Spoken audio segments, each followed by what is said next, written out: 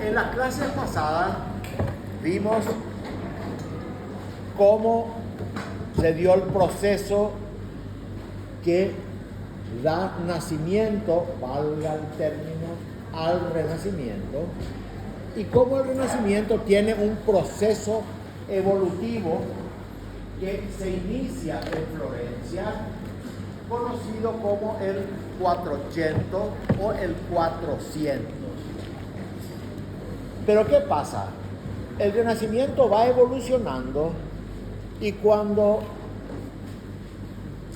Florencia entra en decadencia y sobre todo las grandes familias, los grandes mecenas florentinos van a Roma y se convierten en papas, en cardenales, etc. Van a llevar todo ese grupo de artistas que habían trabajado con ellos en Florencia a Roma. ¿Qué pasa? Ese centro que antes era Florencia se va a trasladar, como dice ahí, a la Roma de los papas. Son los papas los que van a convertirse en los grandes mecenas. Si en Florencia fueron los ricos burgueses los que fueron los grandes mecenas del arte, en Roma van a ser los papas, que son al fin de cuentas los mismos burgueses que llegan al poder de la iglesia en Roma. ¿Se entiende esto, verdad? El Cinquecento, mejor conocido como los años 1500, es considerado entonces, como dice acá, la segunda etapa del Renacimiento. En esta época se desarrolló de golpe, y eso vamos a ver después, el antropocentrismo humanista. Fue en esta época donde el concepto del antropocentrismo, que ya venía desarrollándose como parte de esa filosofía humanista, va a tener un gran despliegue y un gran fastuosidad en el arte romano del Cinquecento. Suele llamarse también, y esto es importante, por si ustedes encuentran por ahí alguna literatura, como el Alto Renacimiento o Renacimiento Clásico. ¿Por qué algunos autores le ponen este nombre? Porque parten de la premisa que es en Roma, en el Cinquecento, donde el Renacimiento va a llegar a su máximo esplendor. Y se toma como que las obras desarrolladas en este periodo representan el ideal clásico por excelencia del arte del Renacimiento. Y sobre todo es importante porque en un mismo momento y en un mismo lugar van a confluir todos los grandes genios del arte del Renacimiento. Ahí tenemos Rafael, Leonardo, Miguel Ángel, ¿verdad? Van a estar trabajando todos juntos en un mismo momento para los proyectos de los papas en Roma. Y dice que entonces es cuando el estilo va a alcanzar su madurez. ¿Qué quiere decir? Que nosotros vimos cómo ese incipiente arte que nace al principio del Renacimiento va evolucionando. ¿Se acuerdan? Desde las primeras imágenes de la pintura y la escultura, donde todavía no estaba muy definido el manejo de la escena, el cuerpo humano, etcétera. La arquitectura todavía era una arquitectura muy tosca, ¿verdad? Más bien era como una especie de fortaleza. ¿Se acuerdan los palacios? En Roma eso va a ir a un nivel en el cual va toda la teoría que se tenía del arte clásico va a entrar en su máximo esplendor.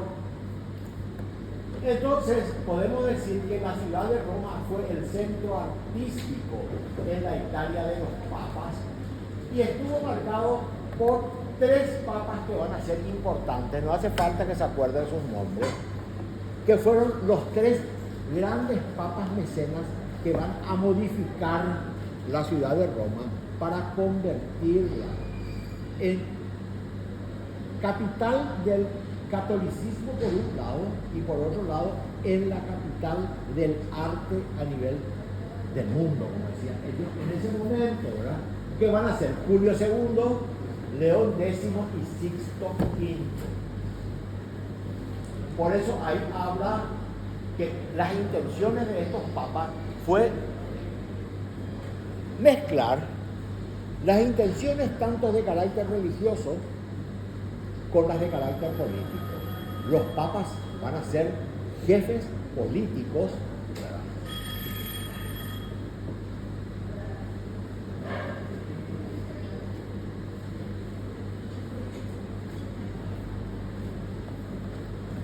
Bueno, entonces ya habíamos visto cómo Florencia, que había entrado en una decadencia, traslada todo ese bagaje a Roma, ¿no es cierto? Y podemos decir entonces que se da la gran explosión del Renacimiento.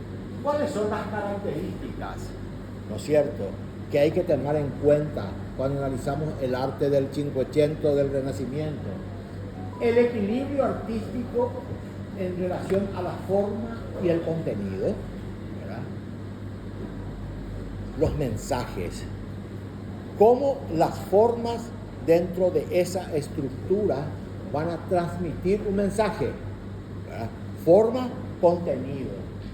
Y sobre todo algo que es importante, que ya lo dije anteriormente, cómo armonizar ese arte que es netamente pagano, entre comillas, en su esencia, de donde viene, se puede combinar con el cristianismo o el catolicismo de la época. Entonces, por eso hablamos una armonía entre lo religioso cristiano y lo pagano.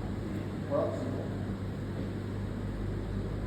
Y acá podemos ver en esta pintura de Rafael Sanzio y Giulio Romano, donde aparece toda una nueva estética del arte, ¿verdad? Y donde podemos ver, este es el incendio del Borgo, que fue la famosa incendio de la ciudad de Roma, que por encargo del Papa Rafael va a pintar para una de las estancias de los palacios vaticanos. Y ahí podemos ver cómo se va armando eso que hablamos, esa armonía entre fondo, contenido, ¿no es cierto? Ese equilibrio entre lo pagano y lo religioso, ¿no es cierto? Y cómo el mensaje, fíjense que allá desde el balcón del palacio papal, el Papa, que es el que encarga, digamos, la obra, él está mirando, está siendo espectador de lo que está ocurriendo con el pueblo en la ciudad. ¿Se entiende? ¿Verdad? Entonces, no es solamente el de pintar una escena, sino el de transmitir. Y por otro lado, nosotros podemos ver cómo Rafael sigue ambientando sus obras en espacios urbanos y en espacios arquitectónicos. Ahí podemos ver las claves de una arquitectura, ¿no es cierto? Las ruinas romanas, ¿no es cierto? La nueva arquitectura que se ve al fondo, ¿verdad? El espacio urbano de la plaza entre la escena que está al frente y la escena que se desarrolla al fondo, ¿verdad? O sea, no solamente es para contar una historia, sino que a través de la historia contar un momento contemporáneo porque el incendio del Borgo, digamos, no fue precisamente así, ¿verdad? ¿Se entiende? O sea, se ambienta y es una excusa para contar otra cosa. No sé si queda claro eso, ¿verdad? Que algo se toma para contar otra. Es como un metalenguaje, ¿verdad? Tomo esto, represento esto y en el fondo estoy contando aquello. ¿Me entiendes? Por decir todo. Para que tengan presente esta pintura, para lo que va a explicar el arquitecto Cataldi cuando hable de San Pedro de Roma. Porque en el fondo, como dijo él, está el Papa bendiciendo a la gente afectada por el incendio, y detrás, en el último plano, aparece lo que es la fachada de San Pedro, pero la basílica constantiniana, que es la basílica paleocristiana, que justamente va a ser intervenida y va a ser sustituida en gran parte por el nuevo proyecto de San Pedro, con la nueva arquitectura que va a ser el Renacimiento. Entonces todo eso cuenta este cuadro también, lo que está sucediendo en ese momento, ¿verdad? Hay una tradición detrás que está dada por la iglesia, ¿verdad? Por la basílica paleocristiana, que es la última que está atrás, que tiene los apóstoles pintados como frescos. Y en un plano anterior, lo que ya sería el inicio de la construcción de la nueva arquitectura. Y en primer plano, en primerísimo plano, la arquitectura con los órdenes. Si ustedes se fijan, están los órdenes arquitectónicos que son siempre la base de esa arquitectura que se rescata de Grecia y de Roma. O sea, acá en varios tiempos está el Imperio Romano, las ruinas del Imperio, la antigua Basílica de San Pedro que está al fondo, y el Papa ya sale a un balcón donde ya se vislumbra el nuevo diseño de la nueva basílica. Acuérdense que Rafael fue uno de los que diseñó la basílica, la nueva basílica de San Pedro. Si bien su proyecto no se realizó, porque muere él, ¿verdad? Él había presentado el proyecto. Por eso que cuando vimos la vez anterior, ¿se acuerdan de la escuela de Atenas? Él lo que hizo es la perspectiva interior de su proyecto en un estado de progreso, porque no, está inconcluso, y usó eso como escenario para poner a los personajes, ¿verdad? O sea, siempre están usando el arte y la arquitectura en un doble discurso, ¿verdad? Por un lado, una escena que cuenta algo, pero es como si nosotros hoy hiciéramos la perspectiva de nuestro proyecto y pongamos como mono, qué sé yo, al dueño de la casa, a nosotros mismos como arquitectos, el vecino, etcétera, y queremos contar toda la historia del arquitecto, del dueño de su familia, y en segundo plano, la perspectiva de nuestro proyecto, ¿cierto? Entonces, está ese doble mensaje.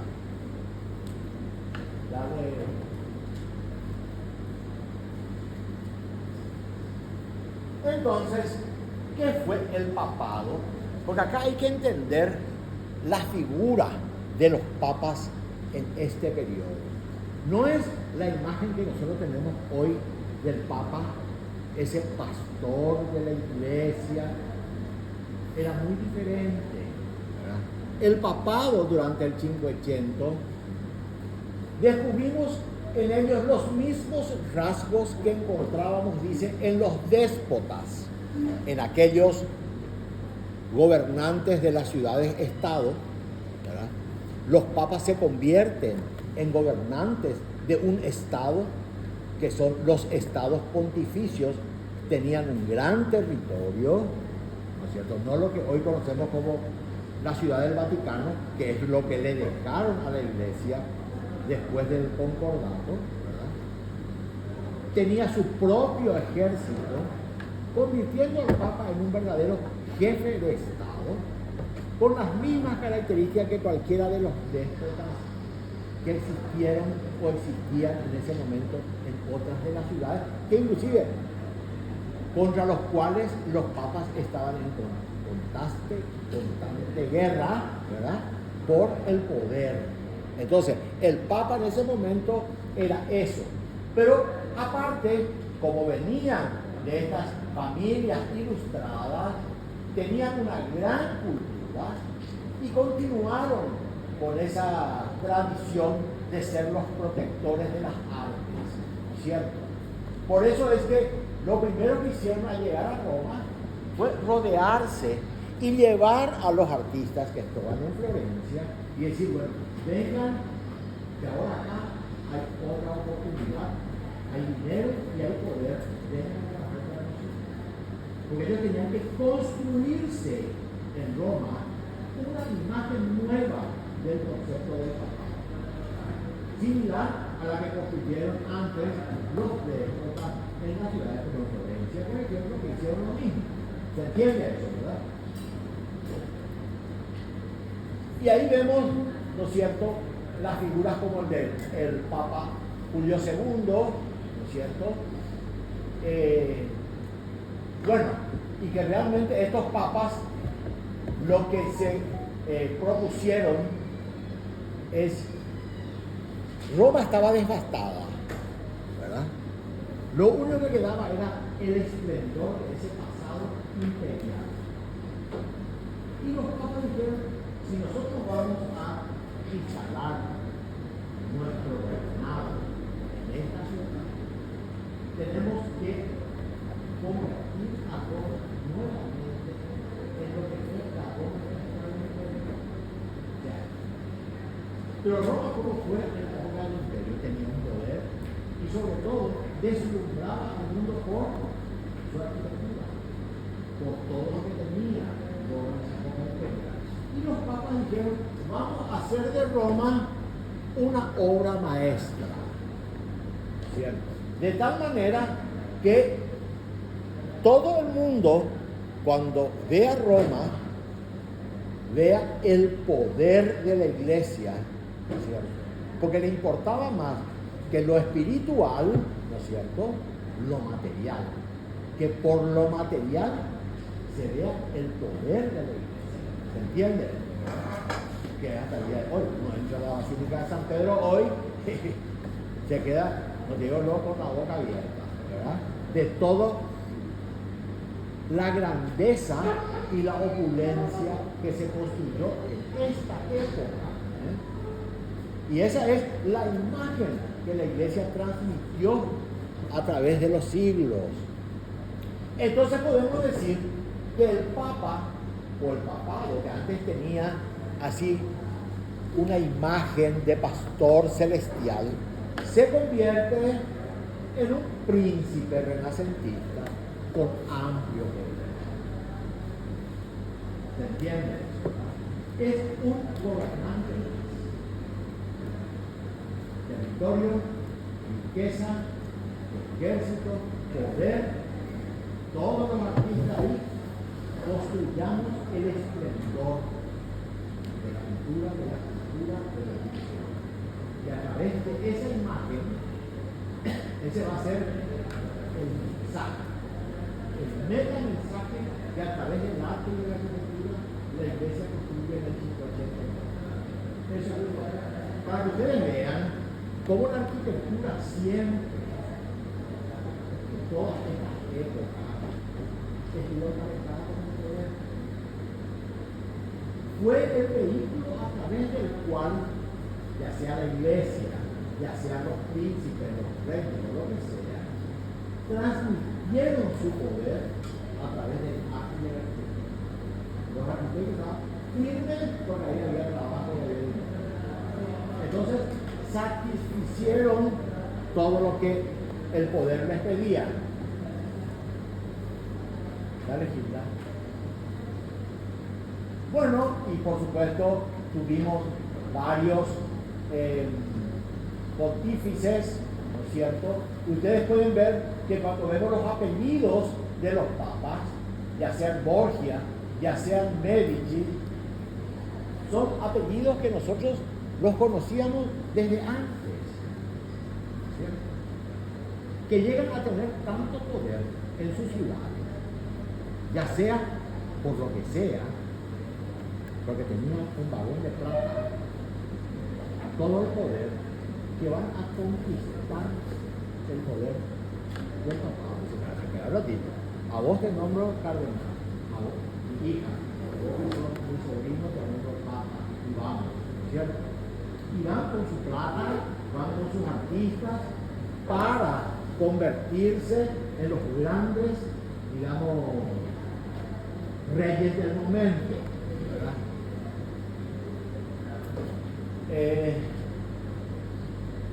Y salvó, acá es importante, al mismo modo que existía en esas otras ciudades del gobierno laico, de alguna manera, los papas armaban el mismo esquema de armar su corte, ¿verdad? Con todos sus compinches, con todos los artistas, ¿verdad? Para poder manejarse dentro de ese ambiente, ¿verdad? Y dice que la corte vaticana fue una corte brillante, activa y dinamizadora que posibilitó todo lo que nosotros estamos contando que sucedió en esa etapa en Roma. Pero al mismo tiempo era un reino de los excesos. Y ahí hay una frase que dijo León X, que lo pinta de cuerpo y alma. ¿Vos querés firmar algo? ¿Y qué tenés que hacer? ¿Qué hago yo con esto ahora? Pido el indulto. ¿Ustedes ya firmaron todo?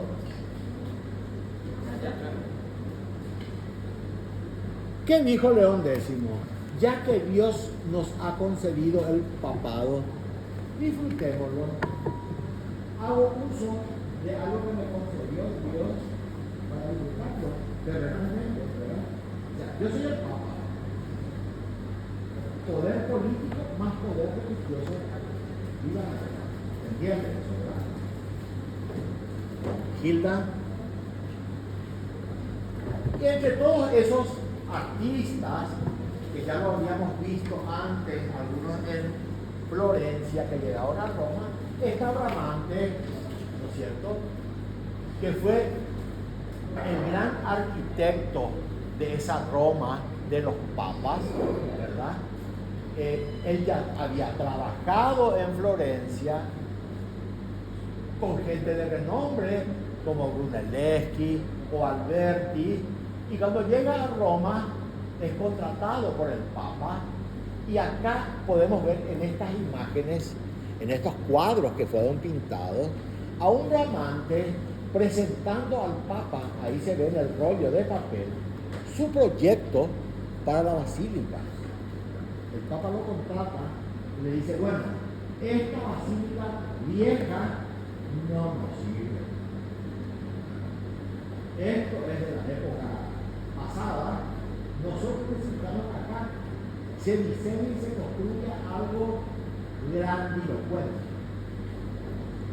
A todo lo que da. Entonces dice, hay que demoler esta vieja basílica y hay que crear una nueva basílica en base a los nuevos principios de la arquitectura renacentista. Y Bramante es tal vez el gran iniciador del proyecto, ¿verdad?, que viene con la lección adquirida. ¿Se acuerdan de Alberti? La iglesia ideal, la iglesia centralizada, ¿se acuerdan? La cúpula en el centro, con todo ese recetario bajo el brazo, viene Bramante a Roma. Lo que hace es que tiene que construir una iglesia que es gigantesca. Era todo un desafío de cómo traspasar de esos pequeños bocetos de la iglesia ideal de Alberti a un mamut de grande, como era la nueva Basílica de San Pedro. Entonces él genera un proyecto que lo presenta al Papa y que se inicia. Después vamos a ver, hay unas imágenes, ¿verdad? Pero al mismo tiempo, para que vean las dos caras de la moneda, por otro lado estaba diseñando y construyendo el pequeñísimo templete de San Pietro. Los dos templos dedicados a San Pedro el Apóstol, San Pedro el Papa, ¿verdad?, que es la Basílica de San Pietro el Vaticano y la otra el templete de San Pietro el Mundo, donde en ambos, sobre todo en el templete, que es de una escala muy reducida, se pueden ver como en una especie de escala 1 en 100, todos los puntos enunciados por Alberti, ¿verdad? Pero cuando quieren cambiar de escala, pasar de esta chiquitita a la basílica gigantesca, es la calidad del arquitecto de cómo manejar el espacio, cómo manejar la forma, cómo manejar la técnica y la proporción para que no se pierda ese concepto. Y el templete de San Pedro en Montorio evidentemente está trabajado con todo aquello que Alberti había definido en su texto, digamos, de reedificatoria, ¿verdad? Que debería estar en un lugar libre, exento, sobrelevado, con los órdenes, con la cúpula, todos aquellos elementos en los cuales, digamos, se pueda identificar a esa nueva arquitectura. Y por otro lado, ustedes se acordarán que en los órdenes clásicos del origen, sobre todo en Grecia, los dinteles, que estaban los estofas y los triplicos, tenían unas tallas que realmente, ¿qué eran esos triplicos? Eran mensajes, donde el que veía eso reconocía una imagen y podía leer el significado del templo. Como acá ya no era un templo pagano, y era un templo, este templete,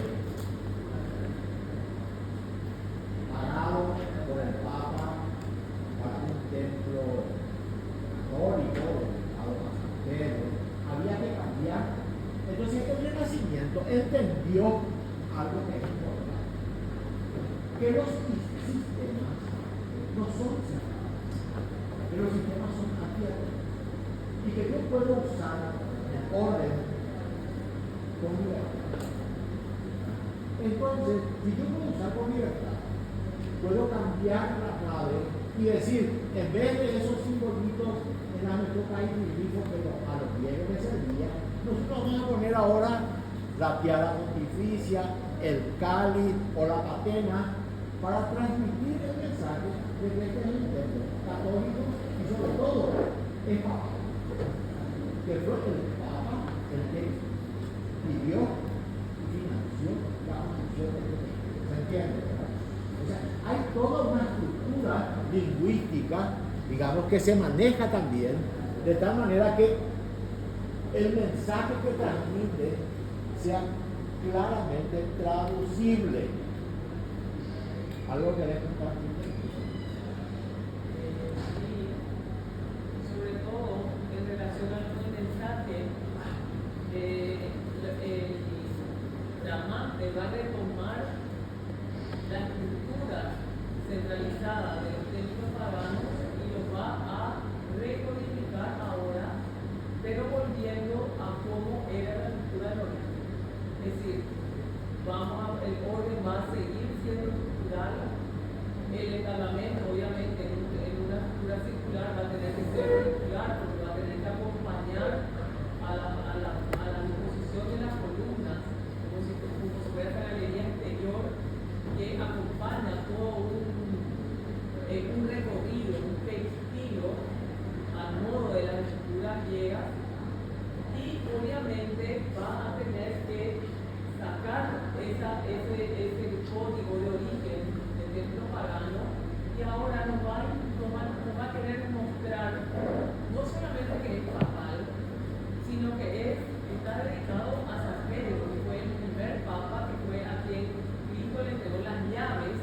Entonces en esa mestofa va a estar la llave, va a estar la tiara, que nos van a ir induciendo a quién es el santo a quien está dedicado el templo. Y se va a volver a esa categoría de los órdenes, que el masculino es el más pesado. Entonces si es el código dórico, va a ser un santo varón, va a ser papa porque está la tiara. ¿Quién va a ser? ¿A quién se le entregó las llaves del templo? A San Pedro. Entonces obviamente son, digamos, pistas que nos está entregando el proyectista para que nosotros leamos y entendamos a quién están dedicados este libro. Que si bien es cierto, tiene una pequeña escala, porque fíjense ustedes en la imagen de arriba a la izquierda, ese pequeño circulito que vemos en ese claustro es el de pie. Está libre por sus cuatro costados, por más de que esté rodeado de otros edificios mayores, pero justamente eso es lo que le da su esencia, ¿verdad? Porque es como que en pequeña escala, en una escala pequeña, está condensado todo lo que decía Alberti. Por eso que dice el dicho, quien se aparta de Alberti se aparta de la verdad, porque es como que Bramante hubiera expuesto aquí todo lo que decía la teología de la Iglesia de Asia en este pequeño respieto que luego va a ser el modelo para reproducir en todos los proyectos que van a asumir los arquitectos, pero ahora en escala mayor. ¿Sí? ¿Sí? Es más fuerte.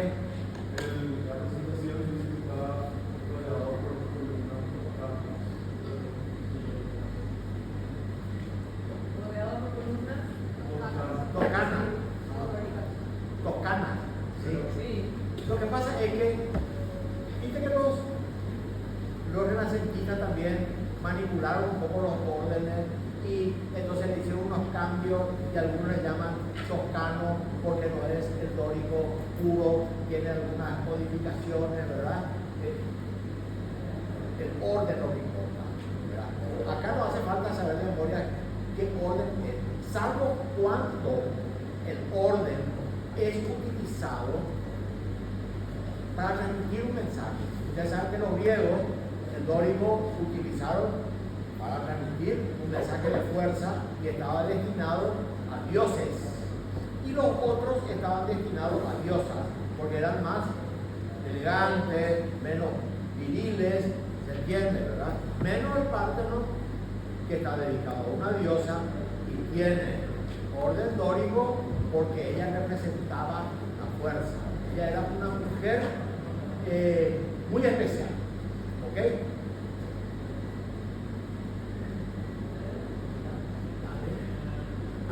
Y acá vemos, digamos, la sencillez de los efectos interiores, una decoración, el renacimiento. Acuérdense que muchas de las cosas que vamos a ver posteriormente ya no son pertenecientes al Renacimiento, sino que posteriormente a muchas de estas obras se le fue agregando decorado, por llamarle de alguna manera, ¿verdad? En épocas posteriores, ¿verdad? Pero el origen del Renacimiento plantea un lenguaje limpio, fuera de todo elemento que pueda distraer el espacio en sí. Fíjense que acá hay una sencillez total, una limpieza total, ¿verdad? Que permite distinguir exactamente todos los elementos componentes. En cuanto a lo que decía Alberti de la decoración interior, que decía que los muros tenían que ser limpios, que tenía que notarse la estructura, que se preferían las estructuras antes que las culturas, que tiene que tener una cúpula semiférica para que se pueda recomponer ese compost dentro del interior del espacio, que es la esfera terrenal, que es la que recompone la relación del hombre con la divinidad. Y acá pueden ver la escala chiquita, ¿verdad? El claustro ya existía, ¿verdad? Pero como acá se quiere simbolizar un hecho, eso es lo importante de esto, porque en ese lugar se supone que se realizó la crucifixión de San Pedro, ¿se acuerdan ustedes, verdad? Que él fue también crucificado y fue crucificado acá en Montorio, ¿no es cierto? En este lugar, en las afueras de Roma. Y Y dice, bueno, vamos a rendir un homenaje al mar y vamos a construir un templete a forma de martirio en el lugar. Pero como era chiquito, el claustro de este convento, acá tenemos que poner un minimundib, pero con todas las de la ley, ¿verdad? Siguiendo la receta al pie de la letra, ¿verdad? Para que esté eso ahí. ¿Está? Y fíjense cómo aparece la linterna, que es la que va a cerrar ese agujero que no pudieron resolver los romanos. ¿Me acuerdan el patio que tiene el óculo? Ahora, gracias a más que nada Brunetti, que fue el que con la tradición gótica y su conocimiento de lo que era la transmisión de la fuerza, pudo resolver ese problema conductivo, y entonces va a aparecer la linterna que va a equilibrar en peso lo que es la transmisión de las fuerzas de la cúpula hacia arriba. Entonces esa linterna va a estar otra vez coronada con una pequeña cúpulita que es la que reproduce lo que decíamos de el punto que representa la tierra dominada por la cruz. Recuerda que hablamos en la clase pasada del recientemente descubrimiento de América, 1492, o sea, ya sabemos que la tierra es redonda, entonces se resignifica ese momento con el triunfo de la cristiandad sobre el orden. Y todo eso nos cuenta justamente la manera en la que es tratada esta cúpula, la linterna y la cruz. Y ahí lo que hablábamos de tomas y glifos como el mensaje que cambia, ¿verdad? Porque el mensaje ahora tiene que ir dirigido a otro público, ¿verdad? Un público católico, apostólico, romano, que tiene que leer ahí que este templete es católico, apostólico, romano y fue mandado por el nuevo papa. ¿Se entiende? Entonces, ahí van a aparecer todos los atributos para que se lea con claridad ese mensaje. ¿Se entiende? ¿Verdad? La arquitectura siempre está llena de mensajes, algunos abiertos, otros cerrados, algunos dirigidos al gran público que puede decodificar cualquier cosa, ¿cierto? Y hay otros mensajes que están más cerrados, más herméticos, que están destinados que solamente lo puedan leer los iniciados, aquellos que tienen una formación, ¿verdad? Es como que es un mensaje que un arquitecto puede leer, ¿cierto? Yo hago un proyecto racionalista, le pongo como mono a Le Corbusier, el cliente no va a entender de qué diablo estamos hablando, ¿cierto? Pero entre nosotros nos matamos de risa porque miramos quién es el mono de Corbusier, ¿verdad? Entonces, son formas que ya vienen desde tiempo atrás, ¿verdad? De cómo la arquitectura se va codificando y va transmitiendo los mensajes. Porque la arquitectura no solamente es un problema tecnológico, funcional, etc. Es, sobre todas las cosas, una construcción simbólica a través del cual una sociedad se identifica, ¿cierto? Se simboliza, se significa con una obra de arquitectura en un momento histórico determinado.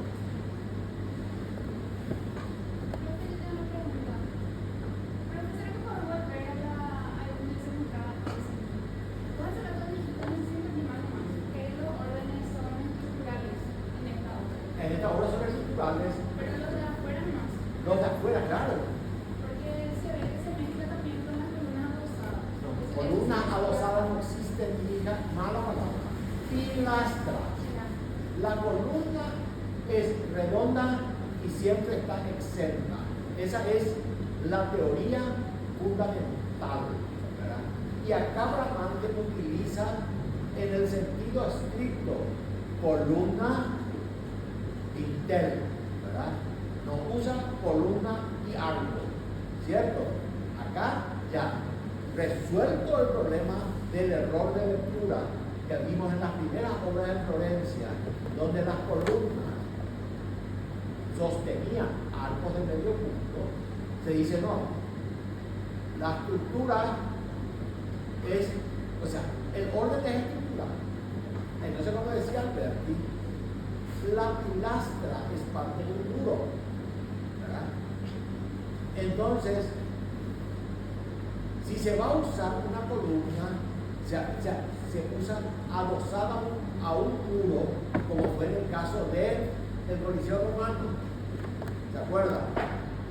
Porque los romanos usaron los elementos del orden griego como elementos decorativos. ¿Quedó claro eso, verdad? Seguimos. Y bueno, y acá está el gran proyecto de San Pedro de Vaticano. Fíjense ustedes, acá están en una sola planta dibujada todos los proyectos, ¿verdad? Porque San Pedro fue un proceso largo donde en negro ustedes van a ver lo que era la primitiva basílica constantiniana, ¿no es cierto? Construida en el concepto basilical de lo que fueron las primitivas iglesias protocristianas, ¿verdad? Que fue construida por el emperador Constantino cuando él se convierte al cristianismo, ¿no es cierto? Y la convierte, o sea, abre el camino para que se convierta en la religión oficial del imperio. Pero esa era una estructura que se venía abajo, entre comillas, y ya no servía para un proyecto de los papas de mostrar una riqueza y un esplendor.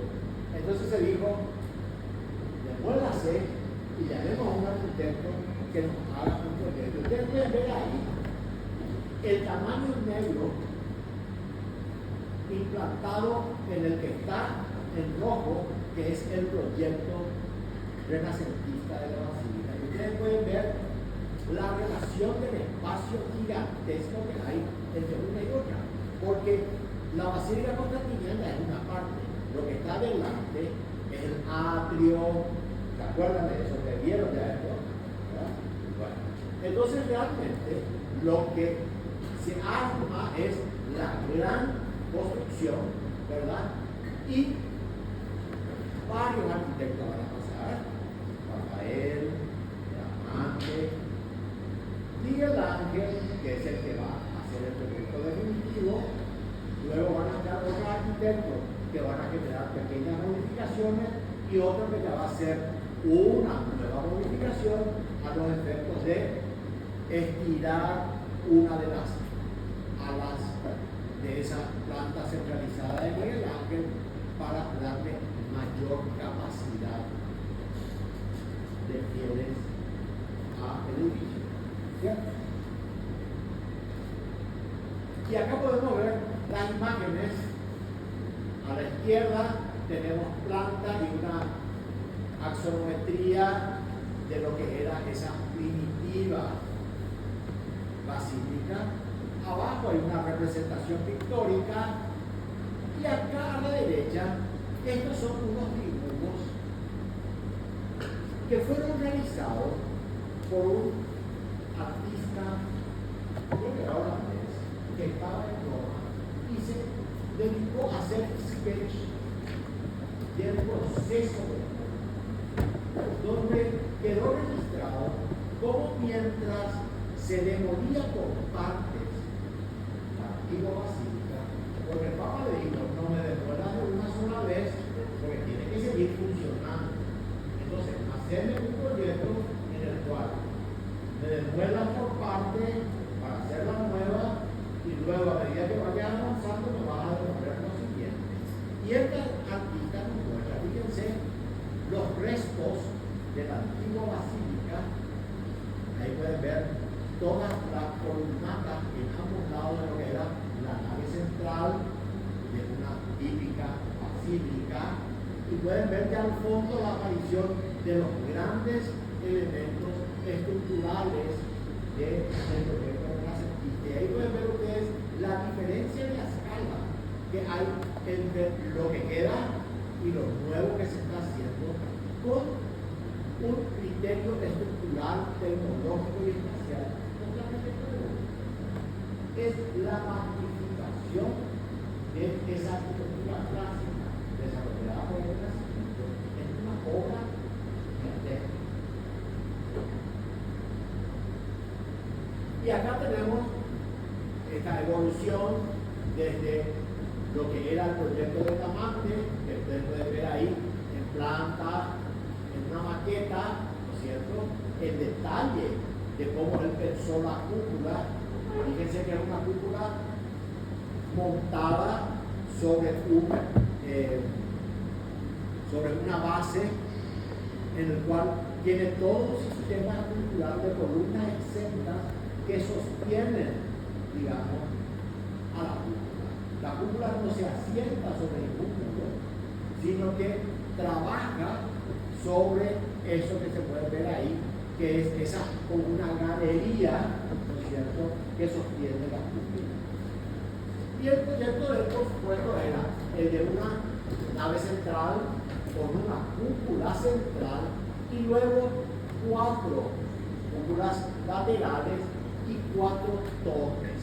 O sea, era una estructura centralizada perfecta. Si se acuerdan de los sketches de Leonardo dibujando la teoría del verde, ¿se acuerdan que dibujó? Estuvieron viendo, cantando, bailando, pero no se recuerdan. Vemos ahí cómo Bramante hace un proyecto siguiendo esos procesos, digamos, que venían de la época de Alberti y los esquemas de Leonardo.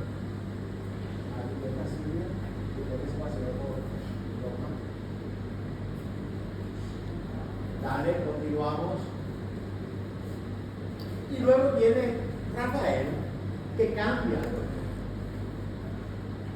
Rafael modifica esa planta centralizada y hace una propuesta que es una cabecera centralizada, donde va a estar la gran cúpula y estira una de las partes para armar una nave, una gran nave, digamos, para la basílica. Y podemos ver allá en las imágenes, en la maqueta que se conserva en aquel dibujo, ¿no es cierto?, esa imagen de la gran cúpula y las 2 torres que van a estar al frente, digamos, de la fachada.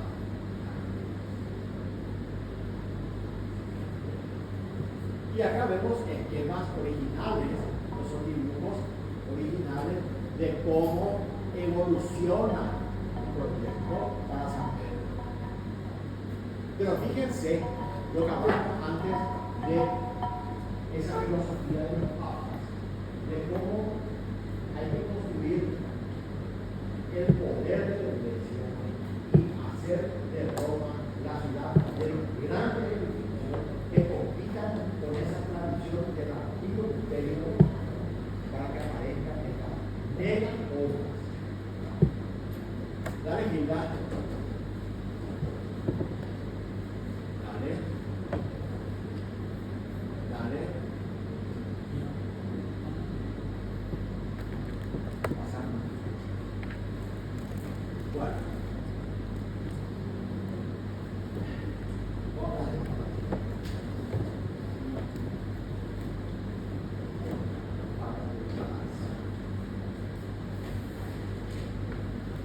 Habíamos visto cuando hablamos de la arquitectura del 480 en Florencia que uno de los programas típicos del Renacimiento va a ser el palacio habitacional, que en un primer momento va a ser la típica vivienda de los burgueses, de los ricos burgueses. En un primer momento va a tener la característica sobre todo de una fortaleza, ¿se acuerdan?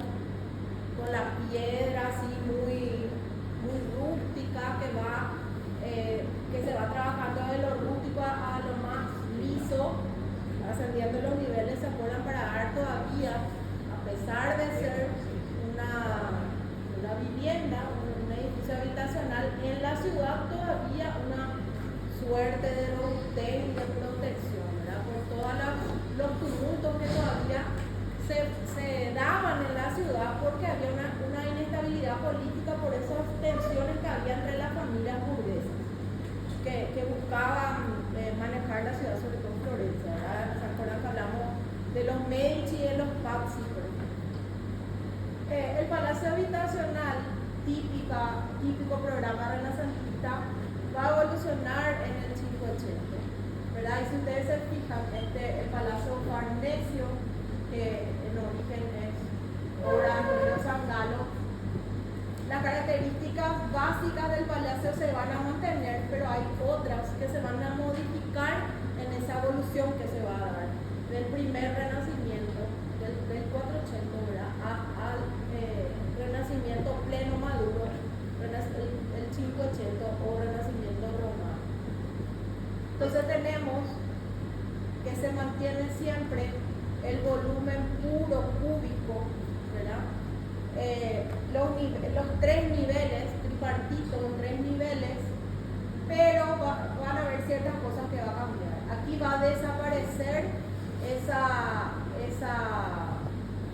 robustez que le caracteriza, que le da la piedra, ¿verdad? Va a desaparecer la piedra, va a dar lugar al estuco. Si ustedes se fijan, la fachada tiene un color medio naranjita, medio rosado, que es el estuco, ¿verdad? Entonces ya no se va a utilizar la piedra como revestimiento, sino ya el estuco. Y el remanente de lo que va a ser esa robustez de la piedra va a quedar en las esquinas solamente, ¿verdad? Fíjense.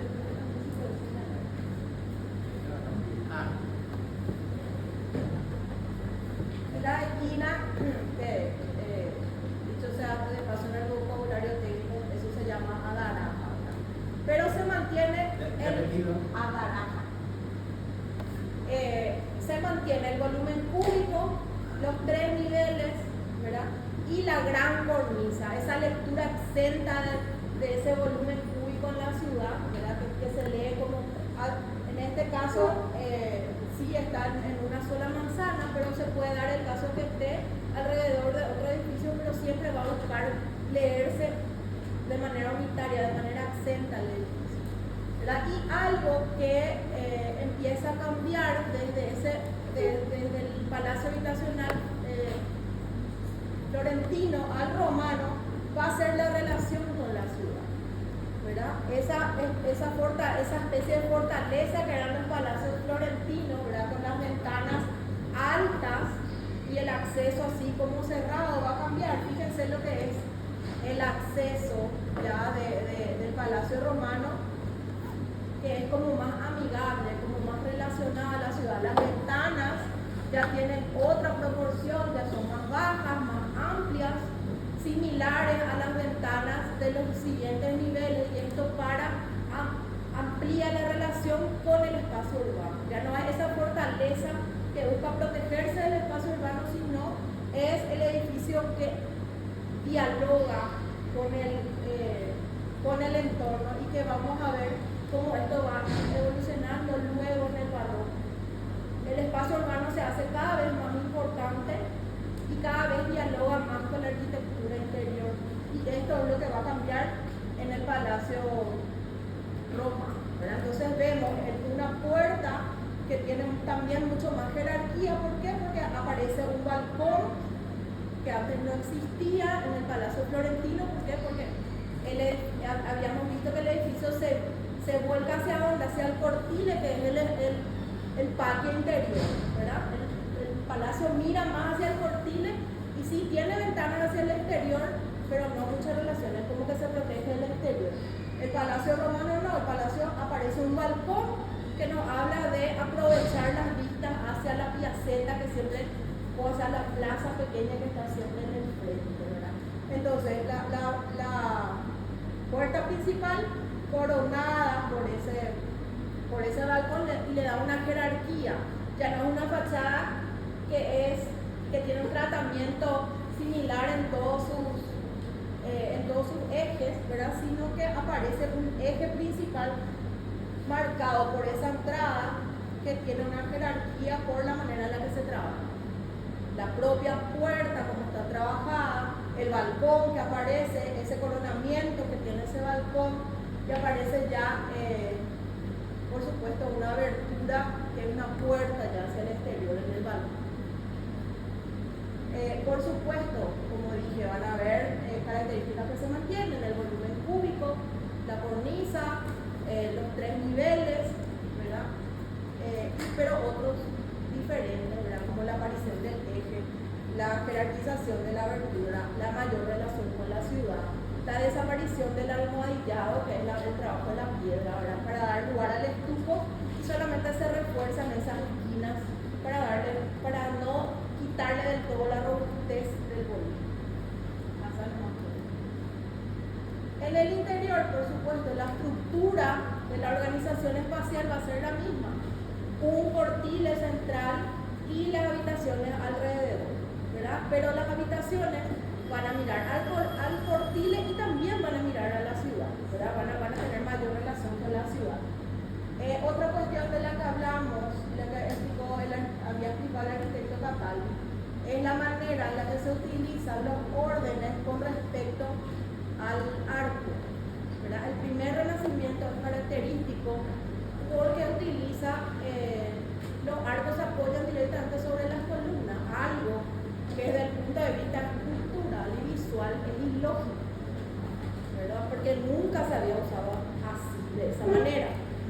La columna griega, como explicó el arquitecto Cataldi, siempre se había utilizado en Grecia sobre el entablamento, sobre el arquitrabe, sobre el dintel, sosteniendo el dintel. El arco es romano y siempre se había utilizado con un pedazo de muro que es el pilar, que tiene sección cuadrangular, ¿verdad? Entonces el primer renacimiento combina esas dos formas, ¿verdad? La columna que sostiene al arco, pero que eso visual y estructuralmente no está bien. ¿Por qué? Porque el arco patea, la columna es fina, ¿verdad? Entonces hay una especie de tensión ahí. Eso va a corregir el renacimiento pleno o el 580 y va a empezar a aparecer ya a la manera romana. ¿Qué es a la manera romana? El arco sostenido por un pilar y la columna que va a aparecer como parte del ornamento o del lenguaje formal del edificio, ya no de manera estructural. Eso cambia también en el portillo, ¿verdad? Y esto es algo que tiene que ver con la aplicación de la teoría de Alberti, porque Alberti, que estudió muchísimo lo que son sobre todo los restos romanos, de edificios romanos, es quien va a decir de qué manera se tiene que trabajar de manera adecuada como lo hacían los romanos. Tomando sobre todo como ejemplo, eso ya había dicho el arquitecto Cataldi, el Coliseo, ¿verdad? Bueno, ahí vemos el portile. Ven la estructura, es siempre una estructura con la organización es en base a un cuadrado, en este caso un rectángulo, ¿verdad? Forma pura, el portile es un cuadrado, ¿verdad? Pero aparece ya un eje que se inicia en ese acceso que está jerarquizado por el balcón y continúa. Fíjense allá atrás, es como que pasa al patio ese eje y sale por detrás otra vez, o sea, relaciona un eje que pasa el edificio y se relaciona a ambos lados en la ciudad. Y este relacionamiento, como le dije, va a ser cada vez mayor hasta que en el barroco, como vamos a ver después, el edificio se abre. Ahí vemos otra vez el portil, y podemos ver el eje, el acceso, ¿verdad? Como está bien marcado ese eje que no existía en el Palacio Florentino.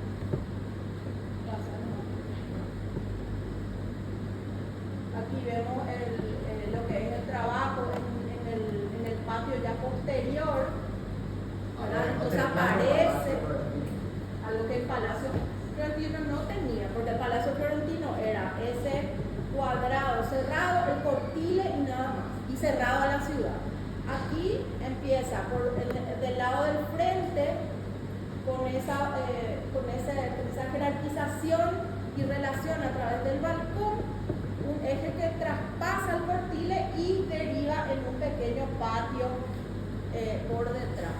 Entonces esa apertura de ambos lados hacia la ciudad, hacia la ciudad y hacia un segundo patio. Fíjense también cómo está trabajada esa fachada posterior. Aparece un balcón cerrado también allá en la tercera planta. Otra cosa que se va a mantener también es el piano noble, que siempre va a ser ese primer nivel. Pero la caracterización de la fachada y la relación con la ciudad es algo que fundamentalmente va a cambiar, que va a ser diferente entre lo que es el Palacio Florentino y el Palacio Romano. Acá tenemos otro palacio, el Palacio Madama, también de San Galo, y fíjense las mismas características. Aparece esta vez mucho más jerarquizada todavía el acceso mucho más jerarquizado, y fíjense cómo las aberturas empiezan a ser trabajadas con elementos ornamentales, ¿verdad? Con molduras, ¿verdad? Fíjense en el piano nobile cómo aparecen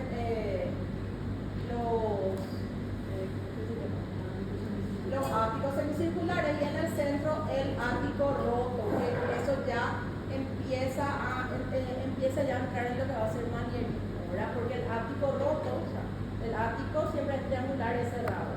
Cuando está roto, eso ya no es propio del Renacimiento pleno. Entonces, de a poquito vamos a ir entrando a manierismo. Ese no está roto a propósito. Ahí estaba el escudo de la familia. Claro que se cayó. ¿Por qué? Porque el Palacio Romano, fíjense cómo ya el acceso ya sobresale como un elemento adosado, ¿verdad? Que sí, que ya tiene inclusive un balcón, de tal manera que del piano noble, en el eje del palacio, ahí está ubicado en grandes salones, ¿verdad? Se puede salir a ese balcón a contemplar la ciudad, y arriba está el escudo de la familia, ¿verdad? De todas maneras, en el tercer nivel aparece el trono. O sea,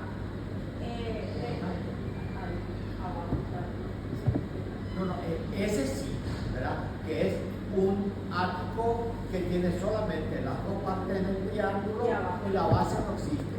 Esos son ya los atisbos, como dijo la broma. Está empezando a entrar en el manierismo, que va a ser la siguiente etapa del Renacimiento, ¿verdad?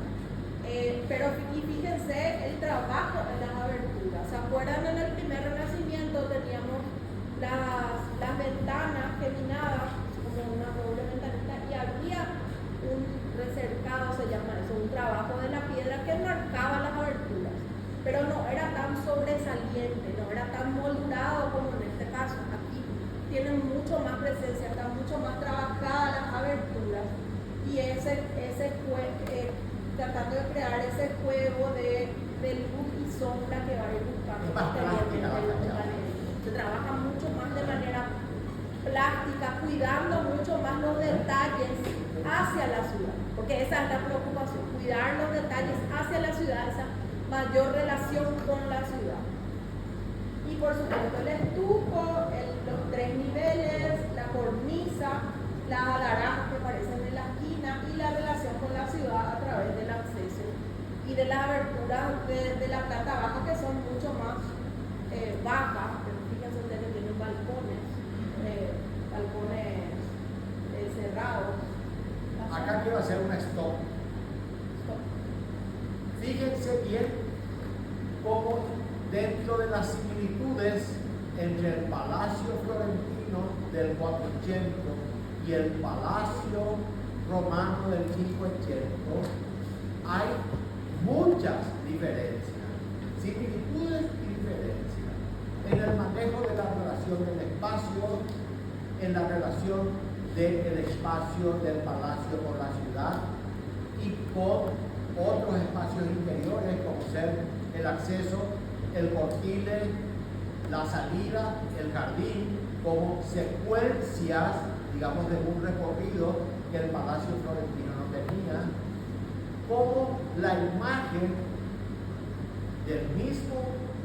la misma tipología en esa piedra bruta florentina, acá cambia a un estuco, digamos, pintado, donde la piedra solo aparece como refuerzo de las esquinas, como las aberturas de la fachada son diferentes, como las de Florencia son más chicas, como las de Roma son más amplias, porque ya se integra más a la ciudad, como las de Florencia solamente tenían un pequeño trabajo de la piedra de ese muro, como acá ya aparece un decorado, ¿no es cierto?, que sobresale el juego de luces y sombras, como dijo la profe, y la plasticidad de esos elementos que le dan a la fachada una composición distinta, ¿verdad? Y sobre todo la profusión del uso de los elementos clásicos, el ático semicircular, el ático triangular, ¿verdad? Las cornisas, ¿no es cierto?, van apareciendo ya en un uso diferenciado. Lo mismo cambia. Y eso es importante reconocer, para que ustedes digan, esto es del 480, esto es del Chico. Esto es Roma y el otro es Florencia. ¿Ok? Tema de examen. Ahí vemos, en este caso, es como que vuelve otra vez el uso de la columna, pero fíjense que las columnas son mucho más breves, son mucho más fuertes que aquellas columnas donde al primer renacimiento. Sí, pero esta es una etapa anterior. Ahí por eso estábamos. Por eso tenía que ir adelante de todo, ¿verdad? Porque esta es. No es el Chichi. El Chichi es de la Cancellería, ¿verdad? Este es uno de los primeros palacios romanos, ¿verdad?, donde todavía casi es una traducción florentina, todavía no se da ese proceso de diferenciación.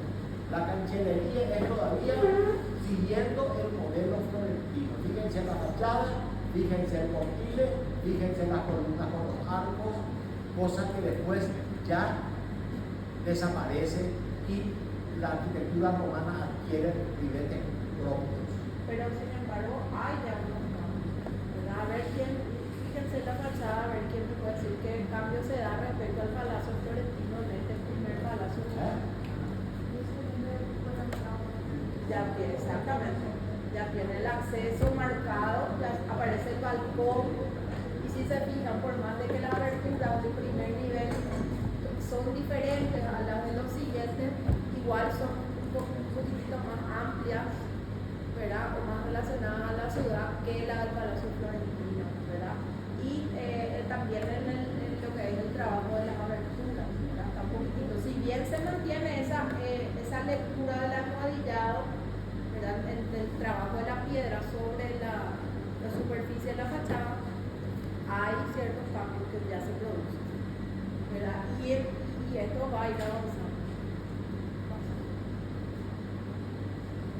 Palacio y ya como de la Porta, fíjense, todavía lo que es la fachada está mucho más suavizada todavía que los dos anteriores respecto a la ciudad. Es como que hay un lenguaje mucho más amigable, mucho menos hostil, ¿verdad? Es como que ese trabajo de la piedra, cuanto más fuerte, es como que se quiere proteger de la ciudad, y a medida que se va suavizando esa fachada, es como que va entablando el relacionamiento con la ciudad, con la plaza, que siempre va a aparecer al frente, ¿verdad? Y la característica de la que ya hablamos, ¿verdad?, esa jerarquización del acceso con un balcón siempre, caso la cornisa aparece también mucho más suavizada, se mantienen las agarajas en las esquinas.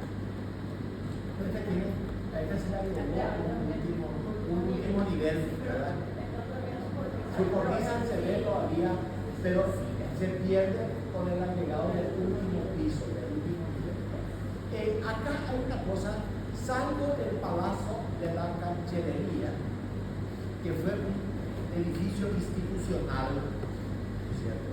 Fíjense que todos pertenecen a las grandes familias y al gran poder de ese momento en Roma, que eran políticos y religiosos, los Farneses, los Chigi, los Medici, eran todas las familias que mantenían y poseían el poder político y religioso en Roma. Entonces, estos palacios se hacían para el esplendor de esas familias, ¿verdad? Fíjense cómo ahí se ve perfectamente el volumen cúbico, el cortil en el centro, ¿verdad? Y esa estructura es la que se va a mantener. Y las plazas. El barquito, ¿verdad? Los niveles, la cornisa, el cortile y en este caso, ¿verdad? La plaza, enfrente de lo que todo pero ya no vamos a ver una plaza de él. Por eso que es tan difícil también si uno quiere tomar una foto, tener una buena perspectiva para tomar una foto en el Palacio Florentino, porque no existe esta plaza, que sí existe en el Palacio. Esta era la Preguntas y respuestas. Profe, este tiene ventanitas chiquitas. Más fuerte ni que no se escucha. Perdón. Este tiene ventanitas chiquititas. ¿Qué? En el último, no, pero esos son agregados. El último nivel es algo agregado ya, y eso es lo que está sobre esa abertura grande también son agregados como ellos. ¿Cuál? Miranda. Los ventanitas chiquitas. Las ventanitas chiquitas en el primer piso, planta baja, primer piso, son una especie de lucarna, porque en esa planta están los grandes salones, entonces tienen dos niveles de altura. Ustedes si ven la tele hoy, este es hoy la sede del gobierno italiano, ¿verdad? Acá funciona el primer ministro, y ustedes en la tele constantemente se ven imágenes del cortile, de la galería y de las grandes salas para proporcionar unos salones gigantescos, se le daba más altura, y esas son como unas ventanas así que metían luz por arriba, ¿se entiende? Este nivel acá es un nivel totalmente agregado. Esta es la cornisa. Esa es la cornisa. El último piso es el agregado. El último. Igual que esos volúmenes que aparecen, que distorsionan ese volumen público también son agregados. Posterior. Ahí se ve una intervención del cambio. Se pasó, ¿verdad? Tranquila.